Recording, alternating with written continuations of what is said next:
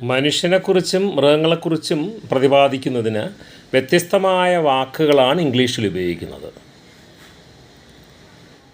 ഉദാഹരണത്തിന് the cow is pregnant എന്നതിനേക്കാളും ശരി the cow is gravid. GRAVID gravid എന്നതാണ് മൃഗങ്ങളുടെ ഗർഭത്തിന് പറയുന്ന വാക്ക്.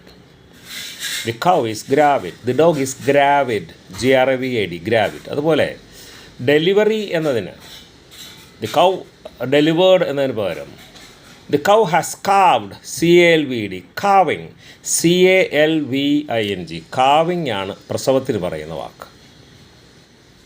അതുപോലെ മൃഗങ്ങളുടെ മുഖത്തിന് മലയാളത്തിൽ മോന്ത എന്നാണ് പറയുന്നത്.